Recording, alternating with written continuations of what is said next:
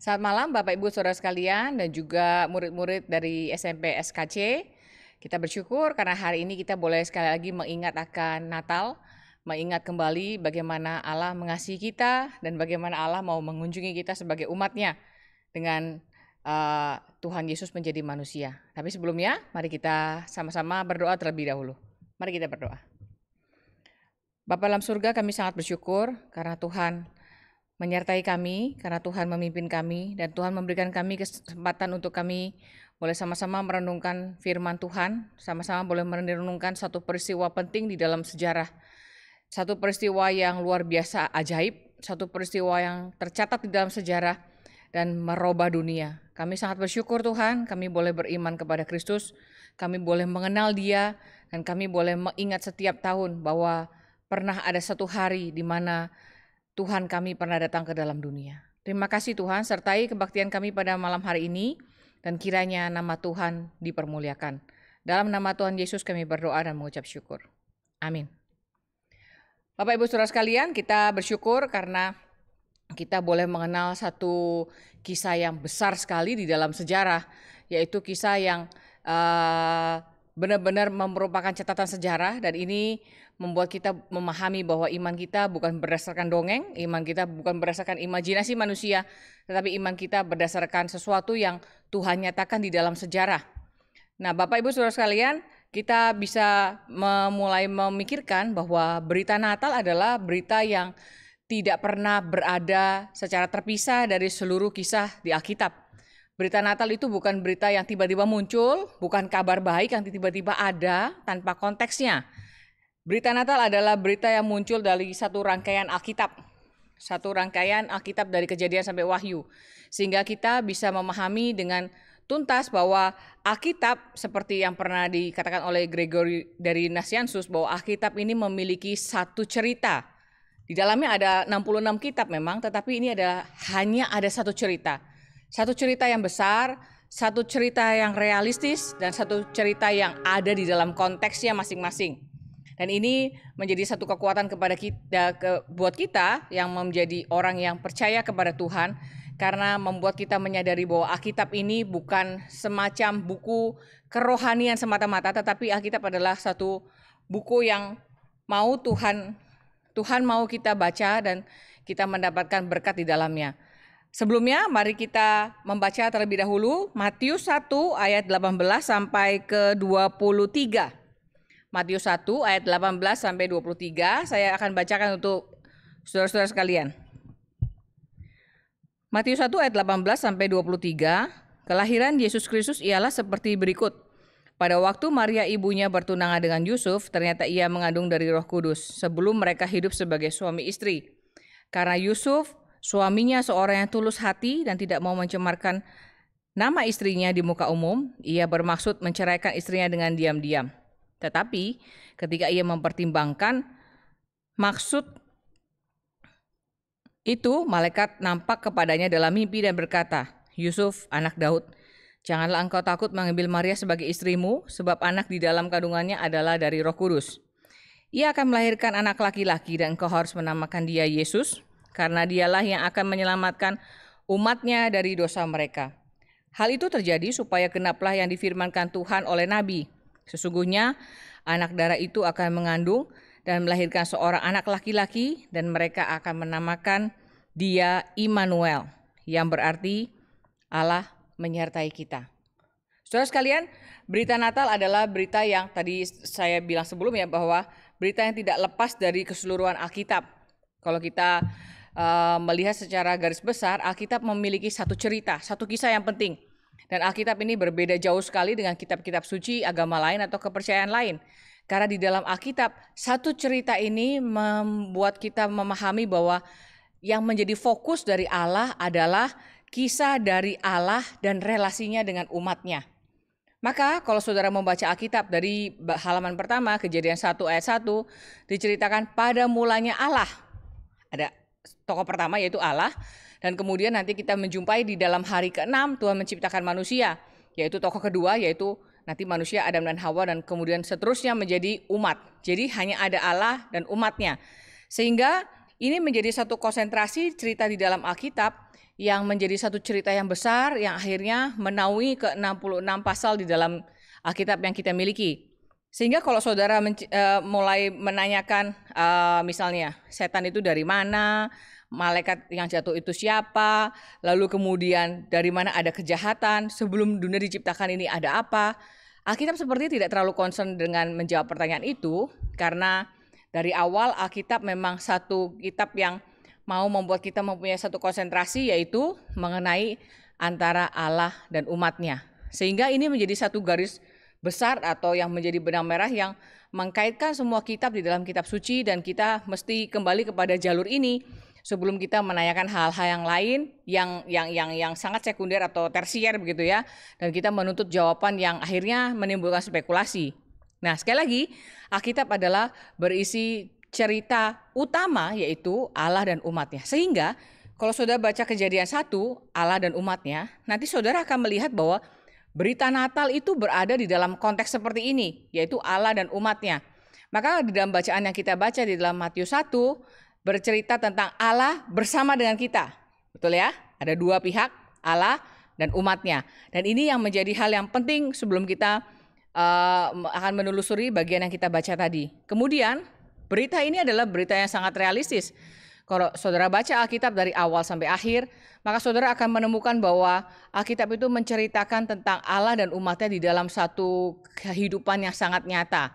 Bukan kehidupan di antah berantah, tetapi kehidupan yang nyata yang ada orangnya, yang ada lokasinya, dan kemudian kehidupan nyata yang ada konteksnya. Sehingga ini bukan cerita seperti dongeng atau seperti pada zaman dahulu kala di suatu negeri hiduplah siapa begitu, enggak. Tetapi semua in konteks, semua ada realitanya, ada raja, ada rakyat, ada kasus, ada masalah, ada pergumulan hidup, dan semua hidup yang dicatat dalam Alkitab adalah hidup yang nyata.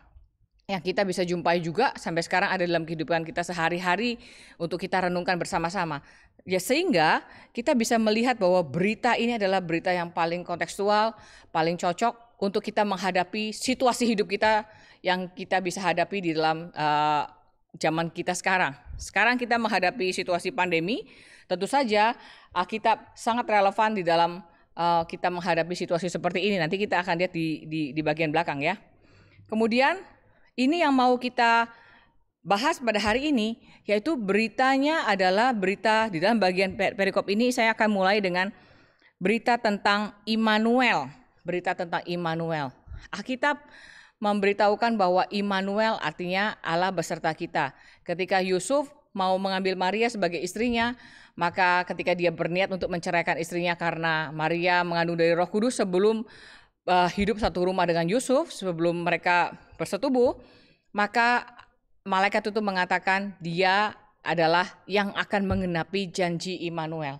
Apa itu Immanuel, saudara sekalian? Kita pasti tahu ya, Immanuel Allah beserta kita. Cuman kadang-kadang kita kurang merenungkan konteksnya. Sekali lagi, Alkitab itu based on konteks. Sehingga kalau saudara kehilangan konteksnya, kita akan mudah sekali menghafal secara teologi, tetapi kita akan kurang memahami apa yang menjadi maksud, apa yang menjadi makna yang dalam dari bagian itu. Immanuel artinya Allah beserta kita. Kita bisa breakdown misalnya pengertian Immanuel. Immanu menyertai kami, menyertai kita. El artinya Allah, dan Allah ini adalah gambaran Allah yang kuat, bukan Allah yang Allah yang level rendah, tetapi ini adalah Allah yang kuat. Jadi Allah yang kuat yang menyertai kita. Menyertai itu bagaimana? Menyertai itu bukan dalam bayangan kita seperti ini ya, tulisan-tulisan, doaku menyertaimu, atau ada doa ibu menyertai gitu ya, bukan. Tetapi menyertai yang di dalam bagian ini sebenarnya mau membuat kita menyadari bahwa penyertaan yang nyata, yang real. Menyertai itu berarti apa? Berarti Allah dan kita berada di dalam satu perkumpulan. Allah dan kita berada di dalam satu kumpulan yang bisa saling kita lihat melihat. Allah bisa melihat kita dan kita bisa melihat Allah. Ini bukan penyertaan abstrak di dalam ide, tetapi penyertaan secara nyata sekali. Dan ini kita bisa telusuri di dalam sepanjang perjanjian lama, saudara sekalian. Ketika bangsa Israel keluar dari Mesir, Allah mau mereka membuat satu kemah pertemuan kemah suci. Kemah suci itu berarti Allah beserta dengan mereka, Allah berkemah bersama mereka. Lalu kemudian kita bisa melihat juga penyertaan Tuhan lewat tiang awan, tiang api. Lalu kemudian setelah mereka masuk ke tanah Kanaan, dan kemudian ada kerajaan Israel mulai berdiri, ada yang namanya bait suci. Sehingga kita melihat bahwa janji Immanuel atau pengertian bahwa Allah menyertai kita adalah penyertaan yang sangat nyata. Yang sangat nyata sehingga kita betul-betul diharapkan bisa melihat Allah dan Allah bisa melihat kita. Sehingga ini satu persekutuan atau satu penyertaan yang real. Yang Allah mau kita memahami seril kita bisa melihat dia dan dia bisa melihat kita. Seperti orang Israel bisa melihat kemah suci, bisa melihat bait suci, dan kemudian secara puncak Allah mau kita bisa memahami penyertaannya ketika pribadi kedua dari Allah Tritunggal betul-betul menjadi manusia. Ini adalah satu penyertaan yang menuntut satu kehadiran yang nyata. Mungkin beda dengan kita sekarang ya. Kita sekarang virtual, jadi kehadirannya tidak nyata. Nah, tetapi sebenarnya manusia didesain untuk berada bersama-sama dengan Allah, di mana Allah menyertai manusia, Allah menyertai umatnya dengan kehadiran yang nyata. Dan itu yang terus-menerus menjadi janji yang bisa menguatkan orang Israel atau menguatkan umatnya. Nah, ini yang membuat kita bisa melihat janji yang besar yang Allah nyatakan. Allah yang pencipta mau berada bersama-sama dengan ciptaan. Allah yang menguasai sejarah mau berada bersama-sama masuk ke dalam sejarah. Sehingga pengertian Immanuel ini benar-benar berada di dalam puncak ketika Tuhan Yesus datang ke dalam dunia. Penyertaannya bukan lagi berupa kemah suci, bukan lagi berupa bait suci, tetapi berupa pribadi Allah yang menjadi manusia. Bukan pribadi Allah yang ngawang-ngawang yang datang lagi ke Yerusalem begitu ya, di bait suci sana, bukan. Tapi pribadi Allah yang betul-betul datang di dalam fisik menjadi manusia, bertubuh dan berdarah. Sehingga ini menjadi satu puncak dari yang namanya penyertaan Tuhan. Dan kalau kita selidiki saudara sekalian, apa sih artinya disertai Tuhan? Apa sih artinya Allah bersama-sama dengan kita? Nah, Injil Matius memberikan kita satu konteks yang sangat jelas. Seringkali kita berpikir kalau Allah menyertai maka ekspektasi kita adalah ya kalau Allah menyertai ya segala sesuatu yang buruk harusnya segera hilang ya. Harusnya segala sesuatu yang sulit segera pergi.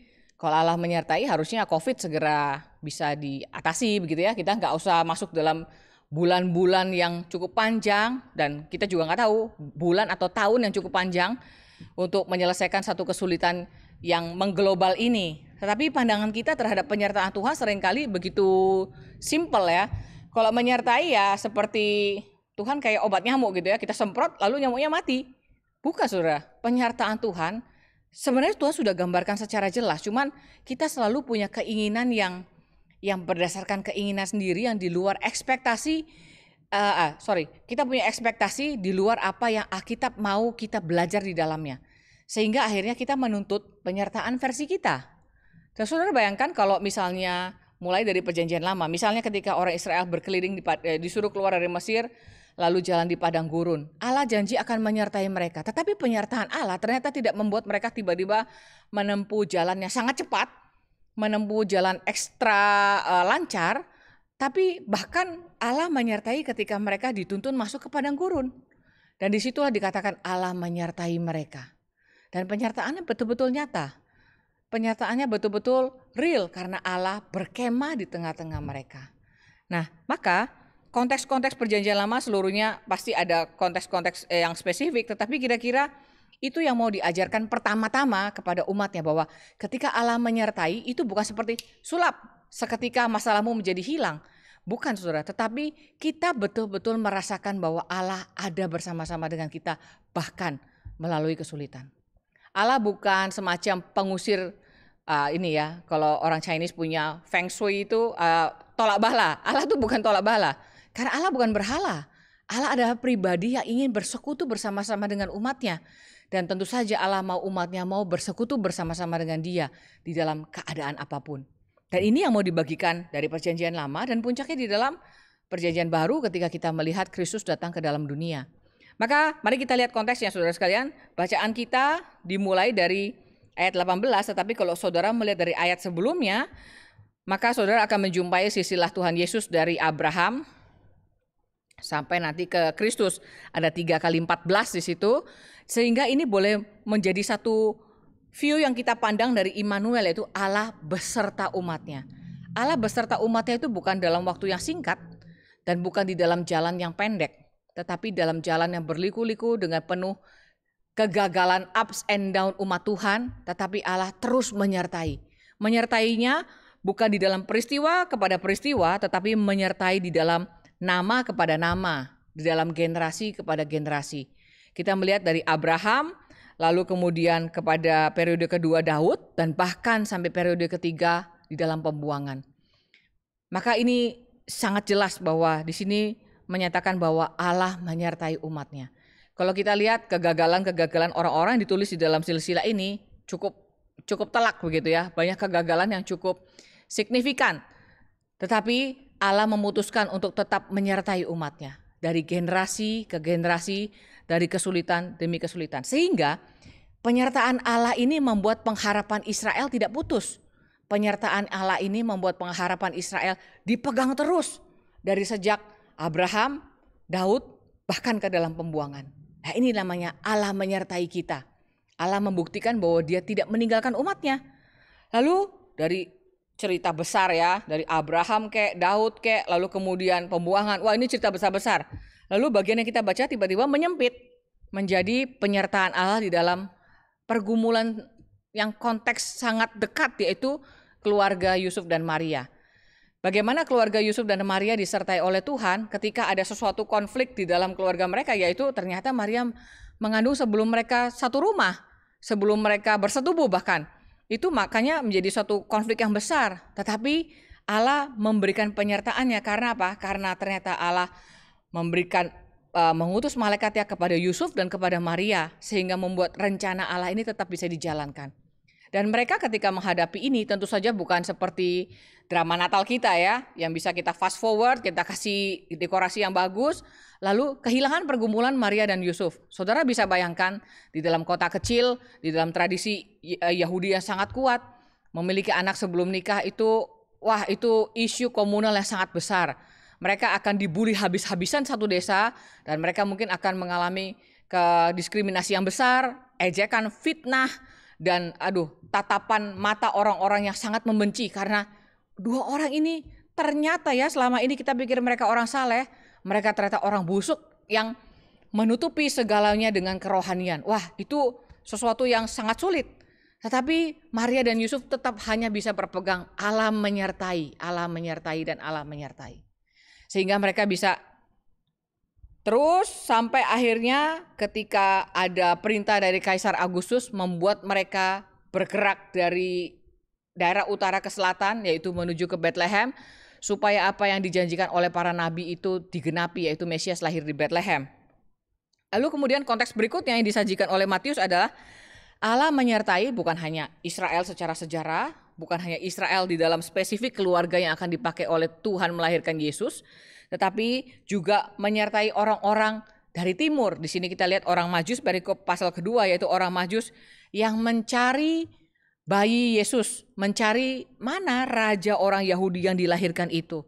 Allah menyertai mereka di dalam bentuk menyertai melalui tanda bintang, melalui menyertai di dalam perjalanan, dan perjalanan jauh sekali, entah berapa ratusan kilometer atau ribuan kilometer.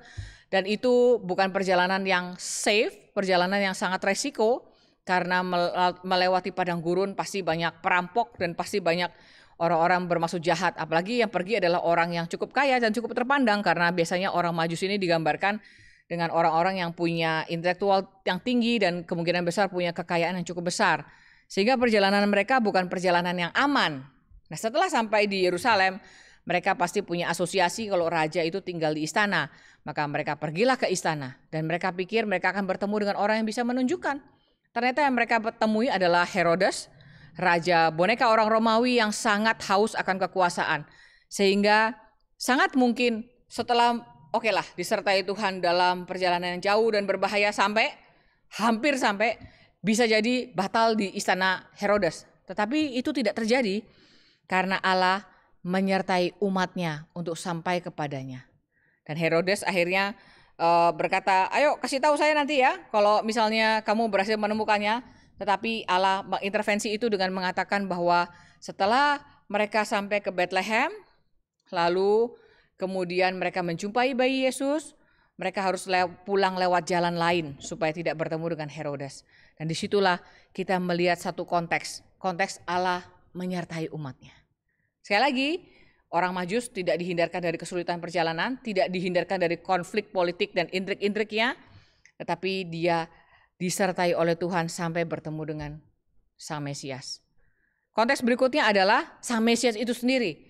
Allah menyertai umatnya. Ketika Tuhan Yesus datang menjadi manusia, dia menjadi wakil dari umat Allah, Israel yang sejati itu. Ketika Israel yang sejati itu menghadapi serangan dari pihak lain yang ingin membunuhnya, maka Allah memelihara bayi Yesus itu dengan mengirimkan malaikat kepada Yusuf untuk segera pergi dan melarikan diri ke Mesir. Dan Allah menuntun satu keluarga ini, menuntun bayi Yesus untuk menghindarkan diri ke Mesir dan akhirnya selamat. Di situ kita juga bisa melihat Allah menyertai umatnya. Saudara sekalian, kita bisa mulai memikirkan. Jadi pertama-tama inti atau konteks bahwa Allah menyertai itu pertama-tama bukan seperti ini ya, perubah keadaan, bukan seperti tolak bala, tetapi Allah menyertai itu adalah justru Allah menyatakan keinginan hatinya yang besar untuk bersimpati bersama-sama manusia bersama umatnya di dalam situasi tersulit sekalipun. Itu kita bisa jumpai sepanjang perjanjian lama dan bahkan perjanjian baru dan kemudian sampai kita sekarang. Allah menyertai itu bukan sama dengan semua kekacauan langsung hilang. Allah menyertai artinya Allah sangat mau bersama kita mengalami kesulitan. Allah sangat mau mengalami pencobaan-pencobaan yang bisa kita alami. Dan ini yang ditulis oleh surat Ibrani bukan? Bahwa sang imam besar mau mengalami pencobaan yang kita alami tetapi dia tidak jatuh di dalam dosa. Dan ini yang membuat kita punya sandaran. Kita mempunyai kekuatan karena kita bersandar kepada Allah yang tidak mungkin berdosa. Sehingga kita mempunyai kekuatan di dalam mengalami kesulitan. Nah, kemudian dari sini kita bisa melihat saudara sekalian bahwa ketika kita merayakan Natal di dalam masa pandemi ini, Natal apa yang saudara harapkan? Apakah saudara-saudara ingin Natal ini lalu berdoa, Tuhan semoga habis Natal, pandemi segera hilang. Kabarnya ada jutaan vaksin yang sudah datang ke Indonesia, maka Januari semua akan pulih kembali. Itu yang kita harapkan? Kita tentu saja boleh berharap keadaan menjadi baik. Tetapi Alkitab lebih ingin kita mengharapkan, Tuhan keadaan ini baik atau enggak baik. Saya ingin Tuhan ada sama saya, sehingga saya punya kekuatan, saya punya pegangan. Di dalam janji yang dikatakan di dalam Nabi Yesaya, waktu mengatakan Immanuel ini, Allah sudah memperikatkan kepada Raja Israel bahwa jangan bergantung kepada Mesir. Mesir itu seperti bulu yang terkulai. Kalau kamu sandar kepada satu batang bulu gitu ya, satu batang bambu mungkin, kalau dia patah dan saudara sandar kepada bambu itu, saudara akan melukai dirimu sendiri. Maka dikatakan nggak bisa kamu sandar pada hal-hal seperti itu. Kamu hanya bisa bersandar kepada Allah, kepada diri Allah sendiri. Itu yang Allah maksudkan. Maka janji Immanuel ini ada di dalam konteks seperti itu. Kalau kita bersandar pada pencapaian manusia, pada skenario manusia, pada kekuatan kita sendiri, kita seperti persis yang diperingatkan oleh Nabi Yesaya kepada Raja Israel waktu itu, yaitu ketika kamu bersandar pada bulu yang patah, Mesir itu akan melukaimu. Sandaran-sandaranmu yang kamu anggap kuat itu akan melukaimu. Dan itu tidak terbukti di dalam masa-masa sulit. Saudara, kita bisa menyandarkan pada kesehatan mungkin, menyandarkan pada keuangan, keamanan, kegigihan, ketekunan, kerajinan. Tapi semua itu adalah sandaran-sandaran yang patah, yang bisa melukai kita. Dan Tuhan mau kita hanya bersandar kepada Dia, yaitu Dia yang menyertai kita. Dia yang berada di dalam kesulitan bersama-sama dengan kita. Nah, ini adalah message pertama di dalam perikop ini yang mau kita renungkan bersama-sama, yaitu Allah menyertai kita. Immanuel, Allah beserta kita. Berarti Allah kok rela ya mau berada dalam keadaan sulit bersama-sama dengan saya. Meskipun dia gak harus, meskipun dia tidak ada kewajiban untuk itu, tetapi kok dia rela menyertai kita semua umatnya. Mengapa? Sekali lagi, karena Alkitab memberitahukan kepada kita satu kisah yang sangat indah, yaitu Allah dan umatnya. Ini menjadi payung besar mengapa Allah rela menjadi manusia. Ini menjadi payung besar mengapa Allah mau menjadi manusia dan akhirnya mau menebus kita supaya kita bisa bersama-sama kembali dengan Allah dan tidak terpisah oleh dosa. Maka hal berikutnya adalah di dalam bagian ini kita menjumpai bahwa bayi yang lahir itu harus dinamakan Yesus. Kenapa juru selamat kita nggak namanya lain? Misalnya bisa aja pakai nama Daud Junior atau Samuel atau Abraham, nama-nama besar atau Musa kedua.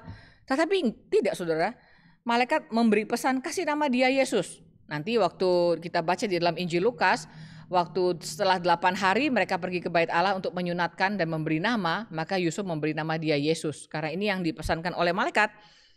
Dan di dalam ayat 21 kita melihat bahwa ini adalah satu hal yang dijelaskan di sini, yaitu namakan dia Yesus karena dialah yang akan menyelamatkan umatnya dari dosa mereka.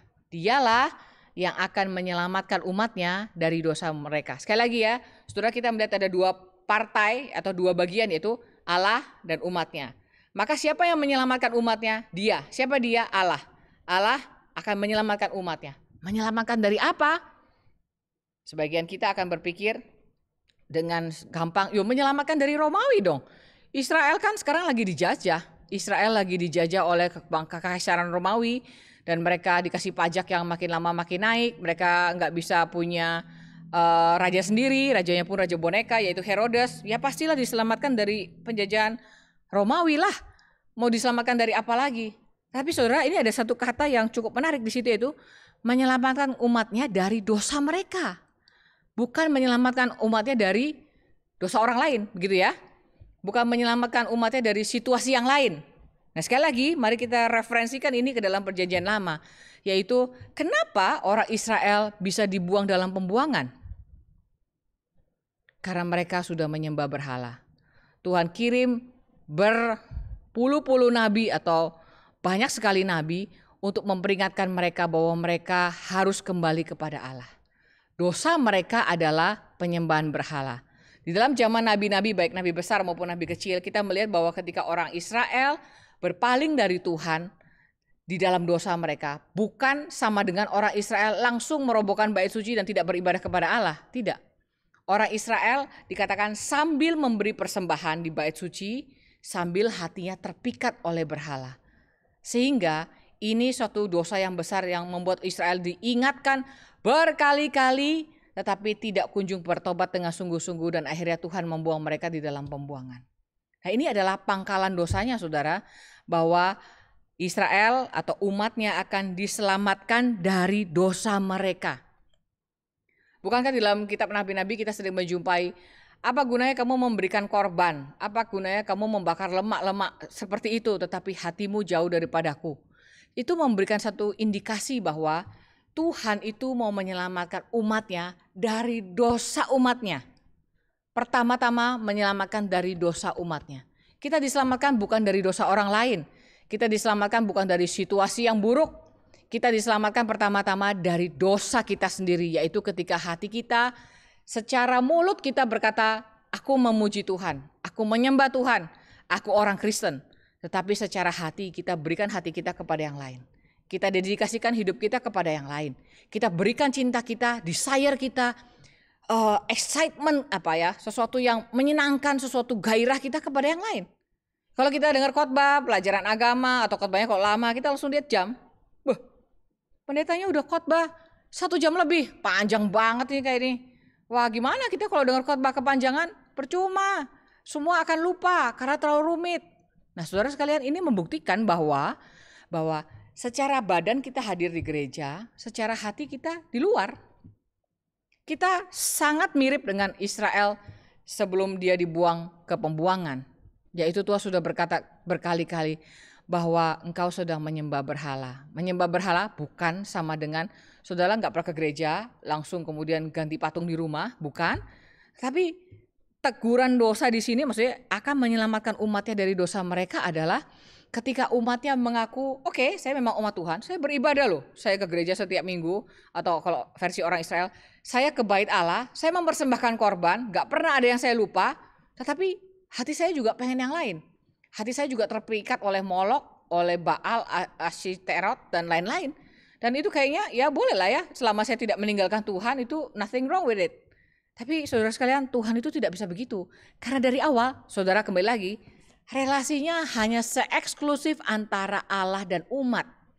Di dalam kitab Keluaran dikatakan, aku akan menjadi Allahmu dan engkau akan menjadi umatku.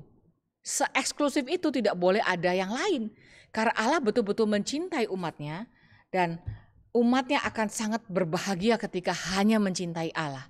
Karena satu-satunya yang hidup cuma Allah, yang lain ada berhala dan dewa yang mati. Maka di sini dikatakan bahwa kasih nama Dia Yesus. Karena juru selamat ini pertama-tama akan menyelamatkan umatnya dari dosa mereka.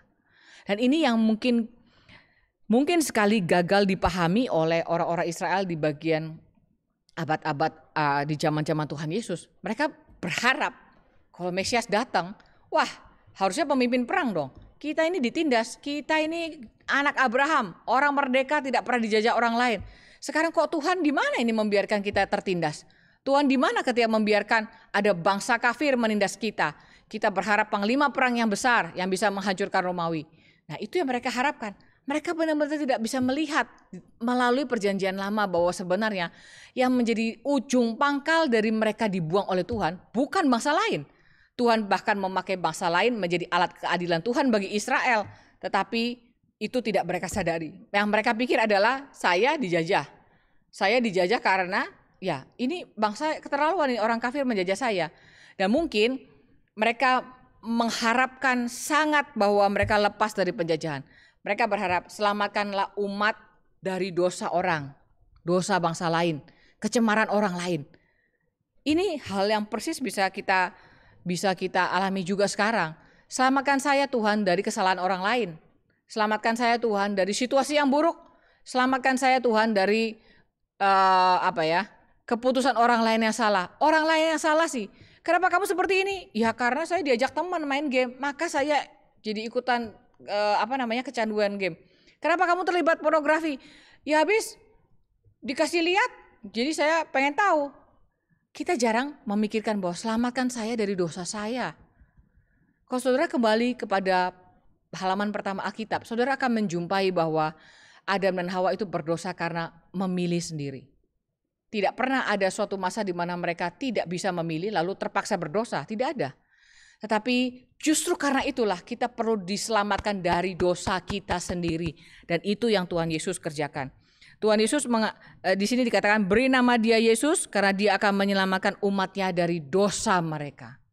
Saudara sekalian, hari Natal ini membuat kita mengerti bahwa ketika Allah beserta dengan kita, Dia pertama-tama mau membuat kita memahami bahwa Allah itu rela bersama-sama dengan kita di dalam keadaan yang sulit.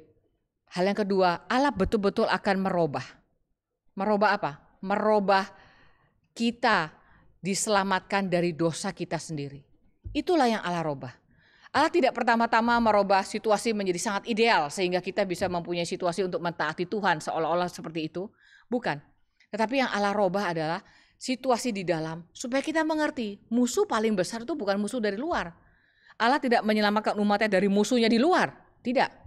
Allah menyelamatkan umatnya dari musuhnya di dalam, yaitu dosa mereka sendiri.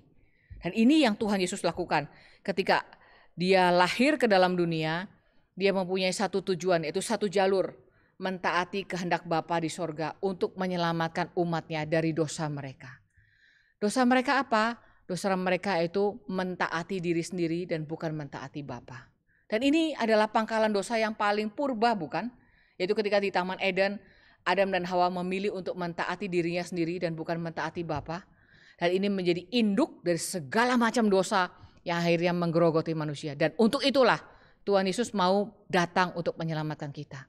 Maka bagian ini mau saya highlight ya saudara untuk kita pikirkan bersama-sama. Ketika kita memikirkan dosa, dosa itu bukan pertama-tama hanya dalam tanda petik pelanggaran moral, pelanggaran situasi yang menjadi buruk, tapi dosa pertama adalah dosa di dalam diri kita sendiri yang membuat kita lebih mentaati diri dibandingkan mentaati Allah. Dan ini yang Tuhan Yesus tebus ketika Dia datang ke dalam dunia. Tuhan Yesus taat mutlak sehingga dia taat lahir di Bethlehem, dia taat lahir di dalam keturunan Daud, dan dia taat lahir di palungan yang hina. Bukan mengambil privilege untuk bisa lahir di istana, lahir di keluarga yang kaya, tetapi dia mau mentaati kehendak Bapa. Untuk apa? Untuk menyelamatkan engkau dan saya umatnya dari dosamu dan dosaku sendiri. Dan ini yang membuat kita sangat bersukacita di dalam hari Natal. Meskipun di dalam keadaan pandemi seperti ini, tapi marilah berita ini terus terngiang di dalam hati kita. Tuhan, selamatkan saya dari dosa saya sendiri. Di luar boleh ada pandemi, di luar boleh ada kesulitan ekonomi, di luar boleh ada kesulitan di dalam keluarga. Tetapi yang pertama Tuhan, selamatkan saya dari dosa saya sendiri.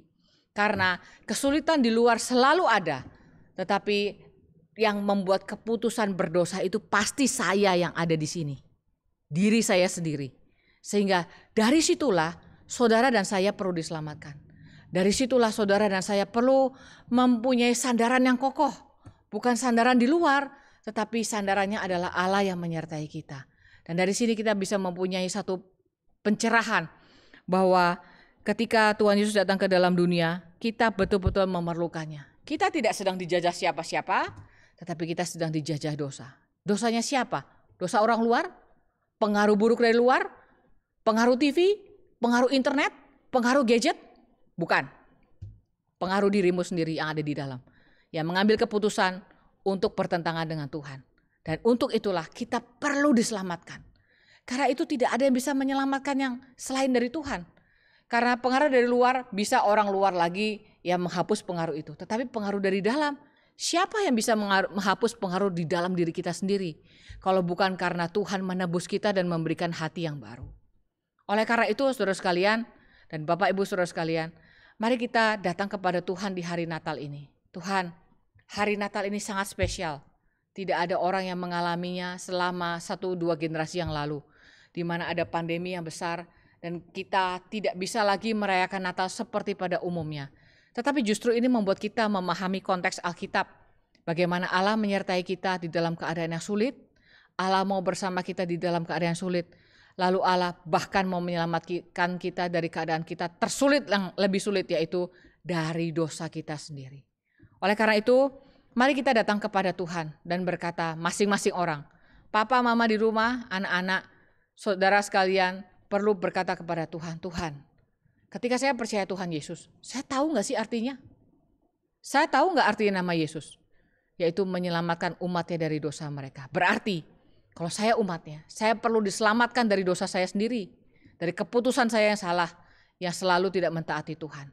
Dan oleh karena itu saya betul-betul memerlukan juru selamat. Biarlah arti nama Yesus itu menjadi nama yang real di dalam hidup kita. Yang kita hidupi setiap hari. Bukan menjadi nama di dalam lagu, stiker, lalu kemudian ada di update status, ada di kita kirim-kirim salam lewat WA, God bless you, Jesus bless you. Apa artinya Yesus kalau cuma seperti itu saja? Tapi kita memerlukan Yesus karena kita perlu juru selamat yang menyelamatkan kita dari dosa kita sendiri. Mari kita berdoa. Bapa di dalam surga, kami sangat bersyukur karena Natal kali ini kami bisa kembali berharap. Berharap bukan menempatkan Tuhan sebagai penolak bala yang akan menghapus semua kesulitan kami di depan, tetapi kami bisa berharap Tuhan secara nyata dan di dalam situasi yang tengah kami alami ini, bahwa Tuhan menyertai kami. Tuhan rela bersama-sama dengan kami. Dan bukan itu saja Tuhan, Tuhan rela merubah keadaan. Tapi bukan hanya keadaan di luar, tetapi keadaan di dalam kami. Kami perlu diselamatkan dari dosa kami sendiri. Kami perlu diselamatkan dari godaan diri kami sendiri, supaya kami boleh datang kepada Tuhan. Kami memerlukan hidup yang baru, kami memerlukan penebusan, kami memerlukan kasih Kristus, sehingga kami boleh menjadi umat Tuhan yang setia. Umat Tuhan yang hanya mengingini Allahnya, karena Allah begitu mengingini umatnya. Tolong kami Tuhan, supaya kami tidak sambil menyembah Tuhan, tetapi hati kami berikan kepada yang lain, sehingga itu menyakiti hatimu dengan amat sangat. Tolong kami sebagai umat Tuhan, supaya kami sungguh-sungguh hanya mencintai Tuhan kami, mencintai penebus kami, mencintai Allah kami yang sudah terlebih dahulu mencintai kami. Terima kasih Tuhan. Dalam nama Tuhan Yesus, kami berdoa dan kami bersyukur. Amin. Bapak Ibu Saudara sekalian, rekan-rekan di SMP SKC, selamat Natal. Dan kiranya berita Natal ini boleh mencerahkan kita, merubah konsep kita yang salah, dan membuat kita mempunyai ketenangan berjalan bersama dengan Tuhan. Immanuel. Selamat malam.